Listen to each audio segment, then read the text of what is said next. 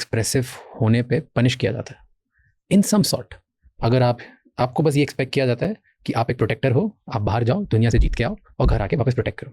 क्योंकि आप अगर दिखाओगे कि आप रोते हो तो आप वीक हो, अगर आप दिखाते हो आप गुस्सा करते हो तो आप टॉक्सिक हो, अगर आप दिखाते हो राइट, अगर आप दुनिया से अफेक्टेड, बॉदर्ड, चिड़चिड़े दिखाते हो तो आपको ऐसा लगता है कि क्या कैसा है ये। तो आप कोई भी इमोशन जो बहुत नेचुरल है एज अ मैन, अगर आप वो दिखाते हो तो आपको ज़्यादा अच्छी वैल्यू नहीं दी जाती। थोड़ा सा इसको अगर एवोल्यूशन की कहानी से जोड़ के देखें, देखिए हमारी पूरी ह्यूमन हिस्ट्री के, होमो सेपियंस की हिस्ट्री के 3 लाख साल में मुश्किल से 5000 साल से हमने धर्म, परंपराएं, ये सब चीज़ें शुरू की हैं। लेकिन उस 3 लाख साल में, और अगर उसके पीछे मैं होमो सेपियंस बनने से पीछे का भी जोड़ लूँ तो कई लाख साल ऐसे हैं जिसमें हम जंगलों में और उन सब स्थितियों में रहे हैं। तो होता क्या है कि जो मैमल्स में ऐसे बहुत सारे स्पीशीज हैं जहाँ पर बाई पेरेंटल, मतलब ये जो नर्चरिंग होती है बच्चे की, बहुत ज़रूरी होती है। एक पेरेंट के बस की बात नहीं होती है। ह्यूमंस में उनमें से एक है। और जिस स्पीशीज में आमतौर पे 4 से 5% मैमल्स में फैमिली स्ट्रक्चर दिखता है, जिस मैमल में ऐसा दिखता है वहाँ बाय डिफॉल्ट एक डिवीजन रहता है कि दोनों पेरेंट्स में से एक बच्चों को बचाएगा, एक बाहर जाके चीज़ों को इकट्ठा करेगा। 99% ऑफ द ह्यूमन सोसाइटीज में ये डिवीजन बड़ा सिंपल रहा है कि मेल बाहर से इकट्ठा करके लाएगा, फीमेल घर के अंदर बच्चों को संभालेगी और बचाएगी। 99% में कह रहा हूँ क्योंकि एक एक्सेप्शन है इसका। तो हमने अपनी हिस्ट्री के 99% ऑफ द टाइम में शिकार किया है, चीज़ें इकट्ठी की हैं।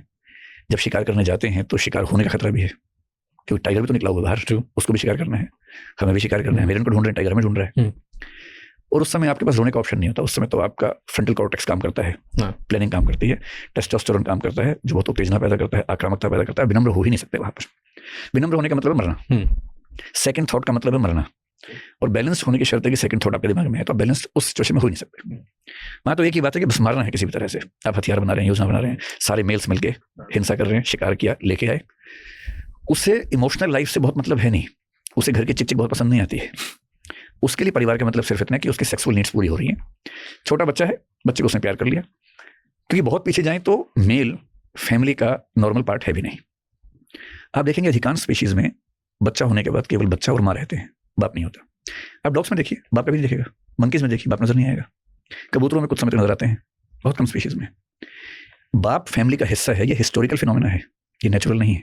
फैमिली का हिस्सा नहीं है, नेचुरली हिस्सा नहीं है फैमिली का। कल्चरली, सोशली वो हिस्सा बनता गया। बनता गया कब बना? जब थोड़ी सेफ्टी आ गई, सेटलमेंट्स होने लगी, खेती शुरू हो गई। अब उतना खतरा नहीं है, शिकार नहीं करना है, अब टाइम है उसके पास, अब उतनी हिंसा नहीं करनी है। उतनी हिंसा नहीं करनी है तो टेस्टोस्टेरोन का लेवल भी वैसा नहीं चाहिए, थोड़ा विनम्र हो सकते हैं। अब समय है तो परिवार में गुजरता है, घर में है तो बच्चों से ज़्यादा बात करता है, पत्नी से ज़्यादा बात करता है। वहाँ से फिर स्ट्रक्चर्स बनने शुरू होते हैं कि मोनोगेमी होनी चाहिए, विमेन राइट्स भी होने चाहिए, जेंडर इक्वालिटी होनी चाहिए, बच्चों के राइट्स होने चाहिए। तो आदमी इन 99% ऑफ द सिविलाइजेशंस और कल्चर्स पिछले कुछ 100 सालों में, हज़ारों सालों में इस प्रोसेस से अडॉप्ट कर रहा है। अब वो धीरे धीरे इमोशनल भी होने लगा है। कई घरों में आप देखेंगे जो मेल से बड़े इमोशनल हैं, बच्चों को लेके रोते भी हैं।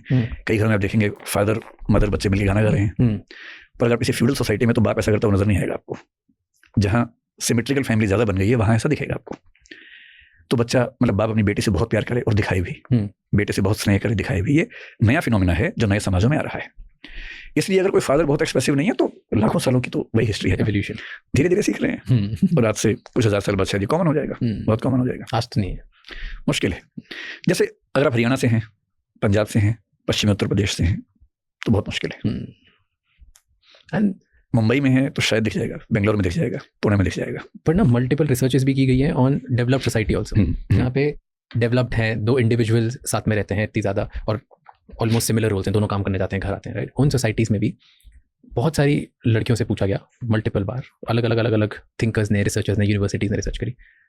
वो बोलती हैं कि उन्हें वल्नरेबल मेन अच्छे लगते हैं, जो वल्नरेबिलिटी दिखाते हैं, जो अपने इमोशंस दिखाते हैं, दैट्स ग्रेट। पर सब ने जब पार्टनर चूज करने की बात आई तो नहीं चूज करती। Women don't choose vulnerable partners because they feel somehow कि ये वीक है, बचा नहीं पाएगा।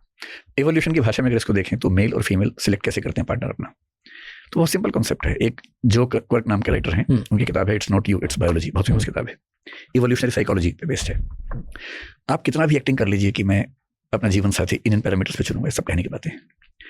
जब डिसीजन होता है तो आपका दिमाग उसमें काम नहीं कर रहा होता। अभी तो न्यूरोसाइंस साबित कर रही है कि हम जब सोचते हैं उसके पहले फैसला हो चुका होता है हमारे न्यूरॉन्स के लेवल पे। कैसे हम डिसाइड करते हैं, तो हमारा सबकॉन्शियस अनकॉन्शियस काम करता है और वो इवोल्यूशन के प्रिंसिपल पे करता है। आदमी को वो औरत समझ में आती है अनकॉन्शियसली जो उसके स्वस्थ बच्चे को पैदा कर पाएगी और उसका पालन पोषण कर पाएगी। पूरी एस्थेटिक्स इसी पे टिकी हुई है। मेल नज़र को फीमेल की वही फिगर समझ में आती है जिसमें बॉडी के वही पार्ट्स डेवलप्ड हैं जो बच्चे को जन्म देने और बच्चे को पोषण देने के लिए काम करेंगे। ये अनकॉन्शियसली यही है, ये सब अनकॉन्शियस लेवल पे है। आप कितना भी एक्टिंग कर लें, हाँ, इस ब्यूटी कॉन्सेप्ट में जो कलर वाली बात है ये डेवलपमेंट के साथ कल्चर का पार्ट है, क्योंकि नेचुरली ब्लैक ब्यूटीफुल नहीं है और वाइट ब्यूटीफुल है, बेकार की बात है। ये रेसिज्म डेवलप हुआ सदियों के साथ। लेकिन जिसको हम लोग एस्थेटिक्स में फिगर कहते हैं, स्वस्थ शरीर कहते हैं, उसका कॉन्सेप्ट बेसिकली अनकॉन्शियस माइंड में वही है। ओके। तो जब कोई कहे कि वो मुझे अच्छी लगती है, उसका अनकॉन्शियस माइंड ये बता रहा है कि ये स्वस्थ बच्चे को जन्म दे पाएगी और पाल पाएगी उसको। सबसे बड़ी गलती ओवर थिंकिंग को थिंकिंग से। फीमेल के लिए क्या है इवोल्यूशन में, देखिए, शिकार करना है, बहुत खतरा है। औरत को बाकी मर्दों से भी खतरा है। वहां ना तो विवाह संस्था बनी है, ना सोसाइटी डेवलप हुई है, ना कानून है, ना जुडिशरी है, ना पुलिस है, कुछ नहीं है। वो कैसे बचाए बाकी मर्दों से अपने आप को? उसे एक ऐसा मर्द चाहिए, एक ऐसा आदमी चाहिए जो उसे बाकी मर्दों से बचा ले। एक तो दूसरा, उसे माँ बना दे। और तीसरा, जब वो गर्भावस्था में होगी या बच्चा हो जाएगा, बच्चे बार बार होंगे ना, एक बच्चा हो गया है, दूसरा पेट में है, 10 बच्चे होने, 15 बच्चे होने उस समय तो उस पूरे 15-20 साल के प्रोसेस में जब बच्चे छोटे हैं या पेट में हैं, तब मेरे लिए बाहर से खाना ले आएगा। इतना स्वस्थ होना चाहिए कि ये ना हो कि मैनेज नहीं कर पा रहा। तो बाकी मर्दों से कौन बचाएगा? जो ताकतवर होगा। खाना कौन ला पाएगा? जो ताकतवर होगा, क्योंकि वही शिकार कर पाएगा। इसलिए सबकॉन्शियस अनकॉन्शियस में महिला को चाहिए सुरक्षा बाकी मर्दों से और इनसिक्योरिटी ऑफ फूड एटसेट्रा, छोटे बच्चों की परवरिश के लिए। तो हम कितनी भी कोशिश कर लें, जब हम सिलेक्शन कर रहे होते हैं, आदमी लोगों से आप कितना ही पूछ लीजिए, 10 पैरामीटर्स बताएंगे, लेकिन सिलेक्शन के टाइम पे सुंदरता नंबर 1 पे आ जाती है।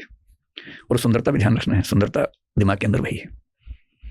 ऐसी महिलाओं का है, वल्नरेबल अच्छा लगता है, डेमोक्रेटिक लगता है, सिमेट्रिकल फैमिली लगता है कि हाँ तुम रोते हो मुझे अच्छा लगता है, लेकिन जिंदगी गुजारने के लिए दिमाग में आता है वो जो मुझे संभाल सके। अगर आप इवोल्यूशनरी साइकोलॉजी को पूरा ठीक मानते हैं तो ये व्याख्या पूरी ठीक है। लेकिन इवोल्यूशन के प्रोसेस भी ऐसा नहीं है कि वो रुक गए कहीं। अब मान लीजिए कि कोई बच्चा बॉम्बे में पैदा हुआ और उसके पेरेंट्स काफी हद तक सिमेट्रिकल हैं, दोनों नौकरी करते हैं, दोनों घर आते हैं, प्यार से बात करते हैं। उनके अंदर वो टेस्टोस्टेरोन वाला ऐसा नहीं था कि पापा हमेशा गुस्सा करेंगे, लड़ाई करेंगे, ऐसा नहीं। बहुत सॉफ्ट पापा हैं, मम्मी भी सॉफ्ट हैं। अच्छी परवरिश हुई बच्चों की, दोनों ने खूब पढ़ाई की, सोशियोलॉजी पढ़ा, साइकोलॉजी पढ़ा। ये बच्चे जब अपना जीवन साथी ढूंढेंगे तो केवल वो काम नहीं करेगा, जो इनके घर में लर्निंग्स हैं वो भी तो काम करेंगे। इसलिए ऐसे लोग भी आपको मिल जाएंगे, जो ऐसी लड़कियां जो अपने जीवन साथी को रोते हुए देखना चाहेंगी। और एक कॉन्ट्रडिक्शन ये भी हो सकती है कि वो चाहें कि अकेले में कभी कभी मेरे सामने रोए और दुनिया के सामने शेर बन के खड़ा हो। ऐसे आदमी के साथ होगा कि मुझे बहुत सुंदर, मुझे बहुत फिट किस्म की पत्नी चाहिए, लेकिन अकेले में अगर वो परेशान है, वीक है, बायोलॉजिकली अपसेट भी है, तो प्रेम तो है ना भी उसको भी, एक लंबे समय में प्रेम तो डेवलप हो जाता है। तो इवोल्यूशन एक बड़ा फैक्टर है साइकोलॉजी को समझने के लिए। It is not the only factor, but it is one of the major factors. Thank you so much ये क्लिप एंड तक